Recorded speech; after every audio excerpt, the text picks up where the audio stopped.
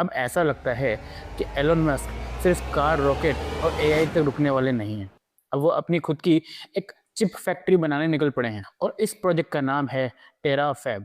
According to Elon Musk, दुनिया की current chip supply उनकी फ्यूचर डिमांड के लिए काफ़ी नहीं है। अब इसका सोल्यूशन क्या है? इसका सोल्यूशन ये है कि अब खुद एक जाइंट सेमीकंडक्टर मैन्युफैक्चरिंग कंपनी बनाई जाए। रिपोर्ट के हिसाब से टेराफैब में दो तरह की चिप बनाई जाएगी, एक टेस्ला की सेल्फ ड्राइविंग कार और रोबोट्स के लिए, और दूसरी स्पेस में काम आने वाली कॉम्प्लेक्स सिस्टम के लिए, जहां रेडिएशन और हाई टेम्परेचर एक बहुत बड़ा चैलेंज है। एलन मस्क का विजन सिर्फ एक फैक्ट्री बनाना नहीं है, उनका सपना है रोबोटिक्स, एआई और स्पेस कंप्यूटिंग के लिए चिप सप्लाई चेन को अपने कंट्रोल में लेना।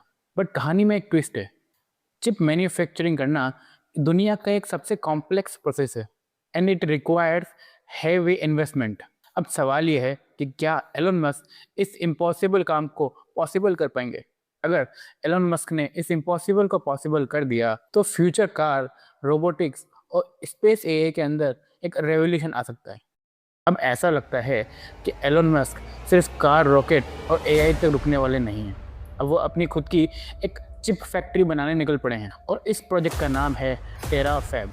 अकॉर्डिंग टू एलन मस्क, दुनिया की करंट चिप सप्लाई उनकी फ्यूचर डिमांड के लिए काफ़ी नहीं है। अब इसका सोल्यूशन क्या है? इसका सोल्यूशन ये है कि अब खुद एक जाइंट सेमीकंडक्टर मैन्युफैक्चरिंग कंपनी बनाई जाए। रिपोर्ट के हिसाब से टेराफैब में दो तरह की चिप बनाई जाएगी, एक टेस्ला की सेल्फ ड्राइविंग कार और रोबोट्स के लिए, और दूसरी स्पेस में काम आने वाली कॉम्प्लेक्स सिस्टम के लिए, जहां रेडिएशन और हाई टेम्परेचर एक बहुत बड़ा चैलेंज है। एलन मस्क का विजन सिर्फ एक फैक्ट्री बनाना नहीं है, उनका सपना है रोबोटिक्स, एआई और स्पेस कंप्यूटिंग के लिए चिप सप्लाई चेन को अपने कंट्रोल में लेना।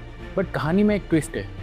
चिप मैन्युफैक्चरिंग करना दुनिया का एक सबसे कॉम्प्लेक्स प्रोसेस है and it requires heavy investment.